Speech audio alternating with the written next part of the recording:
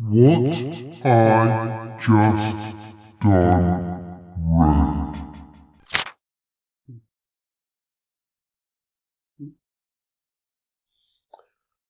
Oh, hello there. You made it past security then. Well, welcome. No doubt you did so through gratuitous use of the password of the day. Swordfish? No. Password of the day is velleity. How did you... Oh, well, it doesn't matter. Well, what does it mean? Oh, well, velleity is a noun generally accepted to be an inclination or desire not strong enough to lead to action.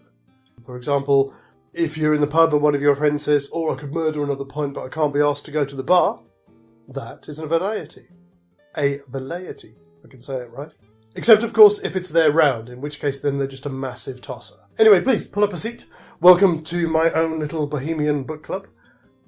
And yes, I know, before you say anything, there is a distinct lack of books in this so-called book club. But then again, we all have to start somewhere, so consider this to be my first draft. As always, I seem to be still unable to start with any alacrity. No, that's tomorrow's password. Oh, shit. Anyway, thank you for joining me. Welcome, and we are going to talk about what I most recently just read.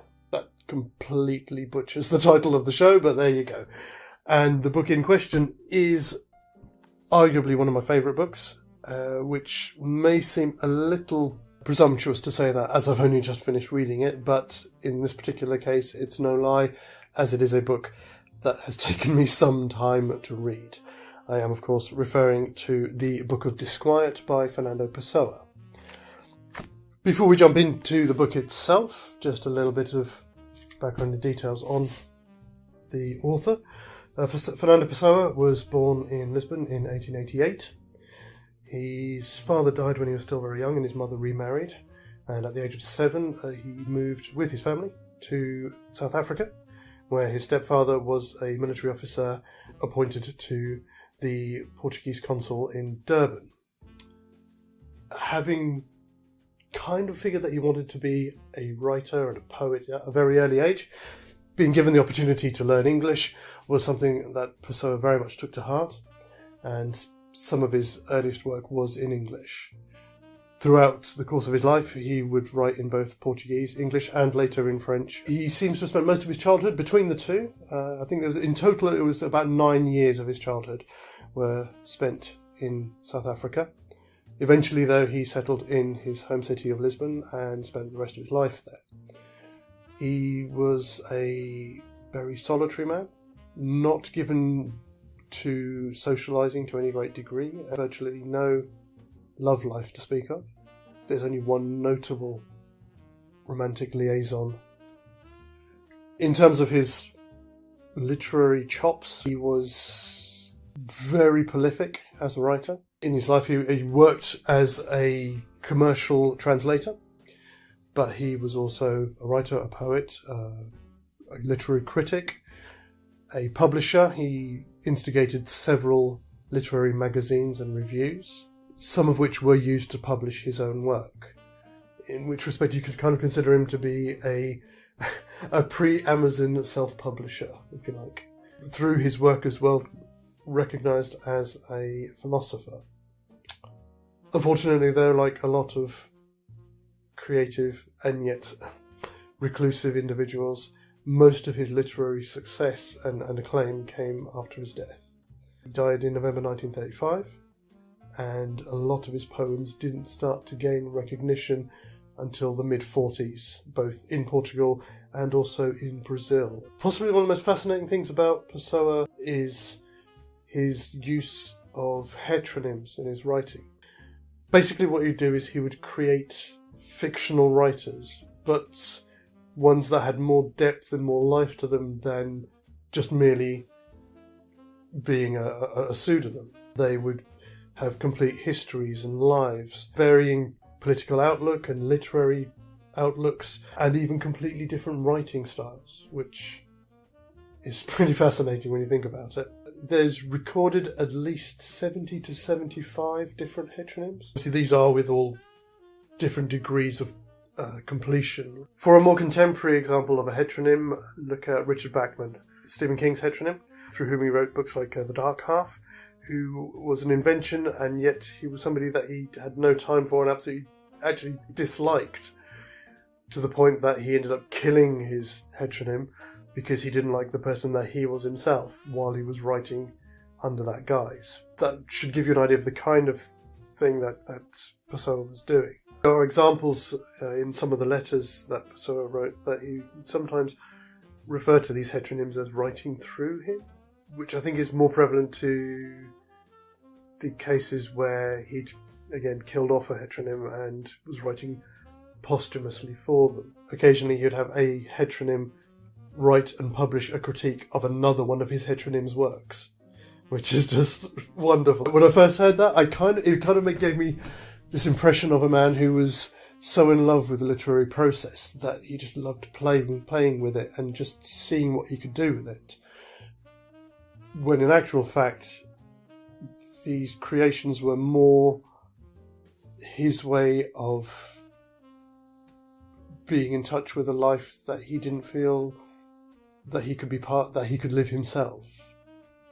Which is, I don't want to say it's sad, it's something poignant about it. I mean, it kind of gives me thoughts of things like Walter Mitty and the idea of that you can't fulfill your dreams in the real world, so you go to the extent of creating a fantasy, but in this case it's not just you living in this in his mind, he's literally creating it on the page and creating the voice by which these actions can be lived, if that makes sense.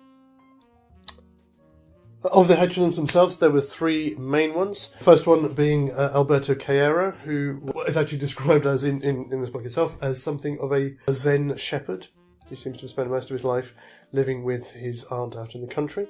Then we have Alvaro de Campos, who was a rakish dandy, given to drinking too much, smoking too much, drinking a lot of absinthe, and getting involved in liaisons with both men and women. His work was generally described as having similarities to the works of Walt Whitman. And the third one being Ricardo Reis, who was a classicist and a physician. Below that, we would then come to Bernardo Suarez, who is the fictional author of the Book of Disquiet. The pieces that make up the book were written over a period of about 20 years, starting around about 1916, 1917, right up until Pessoa's death in 1935. The early parts of the book, though, were originally attributed to a different heteronym, whose name was Vincent Guides, I think is pronounced, who he'd started working on and using it as a heteronym around 1907, 1908. It's generally accepted that the work that was written for the Book of Disquiet between 1915 and the early 1920s is attributed to Guides, and everything else that came after it is attributed to Suarez. There are definite similarities between the two personas. They both inhabit a fourth floor apartment in Lisbon. They both work as a bookkeeper's assistant. In some respects, you can think of Suarez as a reincarnation of Guides. But Suarez himself, even in Pessoa's own words, was never considered to be a complete heteronym. He referred to him more as a semi-heteronym, because he felt that Suarez's outlook and opinions were too close to his own for him to be truly alive in his own right. That's something that I think endears the book to me even more, because I feel like I'm reading more the thoughts of the actual author, irrespective of who he's decided to attribute the penmanship of the book to.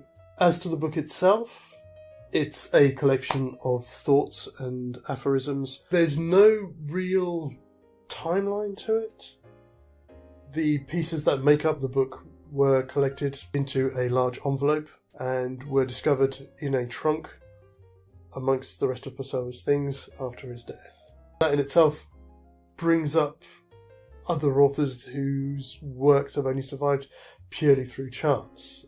First examples that I go to are the Russian surrealist and absurdist Daniel Kalms, whose works went completely unknown until the late 70s, early 80s, even though they were written around the 1920s.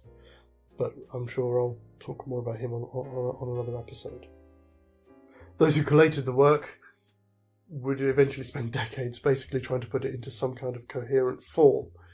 The first edition in Portuguese of the Book of Disquiet didn't appear until 1982. The English translation, which is this one here, first appeared in 98, and I think this edition is 2001. It's a collection of ideas and thoughts about this man and his life.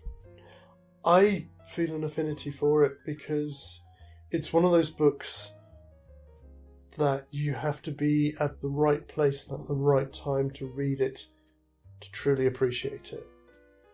In the same way that it's commonly accepted that if you're going to read Lord of the Flies, you want to be doing it in your mid to early teens to properly understand the impact of the book. In the same way as Sartre's The Age of Reason is another book that I was kind of lucky enough to be at just the right age to properly understand what the author is really saying. And it's a bit like this. I did start reading it about 4 or 5 years ago when I was working as a business support assistant for Children's Services for Norfolk County Council.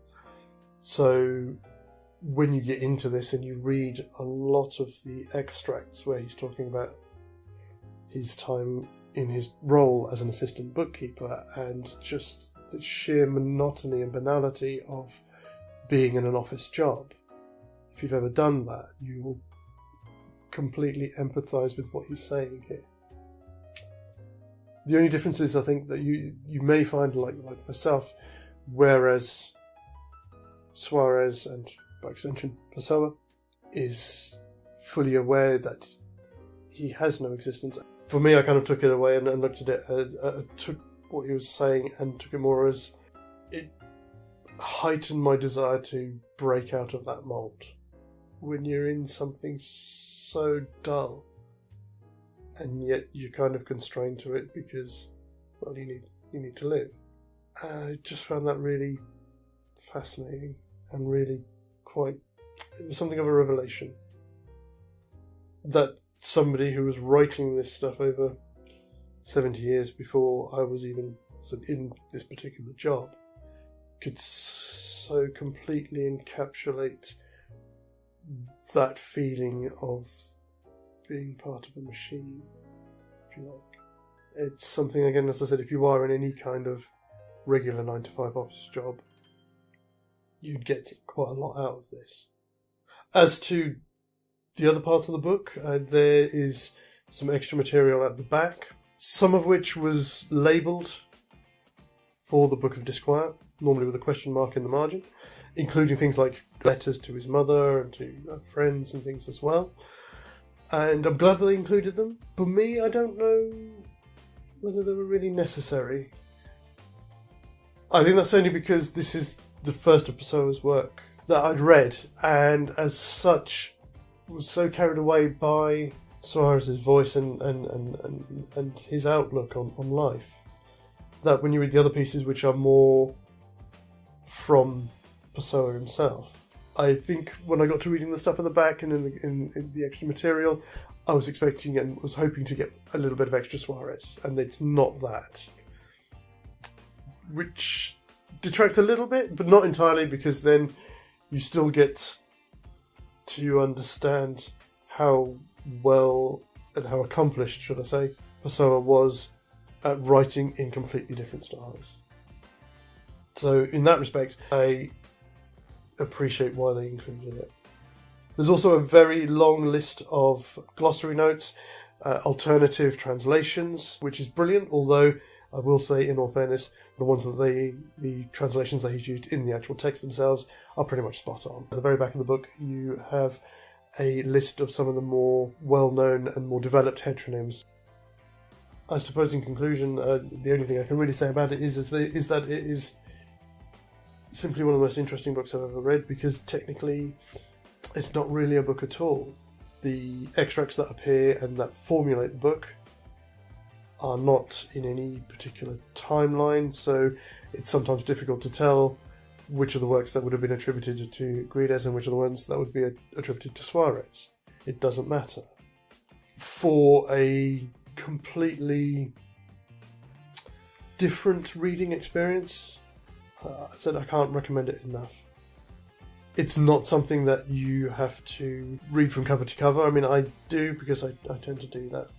But it does at times feel more like a reference book, which is, as you can see, why it's ended up being peppered with post-it notes and bullet points. I wish I could read you a couple of things from here. Unfortunately, I can't, because as I said, the book itself didn't appear until 82, so it's still very much under copyright, and I don't want to get into any trouble. I would definitely recommend, if you are going to read it, checking out the penultimate paragraph of text 159. I think it was at that point when I was reading the book when I just kind of went, oh my god, this is fantastic, and I am completely in love with it. But anyway, as I said, if you have never read Pessoa or never heard of him, I highly, highly recommend finding a copy of this book. I will even go so far as to putting a link to where you can get a copy in the description for the video. It's one that I'm glad is the first one that I'm doing for the show, because having taken so long reading it, at the end I had to put it down because there's so much in it that can be considered crushing truth, shall we say, about life, about the human condition, that I personally could relate to, that I got about halfway through it and thought, no, I need to come take a step away and read something a bit lighter. That said, I mean, I'm saying that as in there's a lot to digest in one go. I don't want to suggest that the book ever comes over as being particularly morose or depressing. It doesn't. But it's the same as anything. When you put yourself into a particular mindset for any length of time, it's simply a question of attrition. And there's a point where you go, no, this is as far as I want to go with this. I can revisit it later. Hopefully I haven't ended up dissuading you from reading it, but please do check it out. It is fantastic. I see that security are finally doing their job and have realised that you didn't give them the correct password. I think they wish to escort you from the premises. I shall leave you to whatever comes between you and them. And I'm going to turn to my next read. Although, before I do, I very nearly forgot the most important part of this. The list. We can now cross Book of Disquiet off the list with one massive star, because it deserves it. In fact, I'll put a few more there, because it deserves all of them. This is going to become a mess. That's not even a star. What is that? What is that? Do you know what that is? I don't know what that is either. Anyway, get thee gone. Or rather, you guys, get them gone. And I'm going to sit back and relax with my current read, which is The Debutante and Other Stories by the, again, slightly wonderful as I'm discovering, Leonora Carrington. So come back, if they let you in, when I've finished this one for the next episode, and I can tell you all about what I've just done read.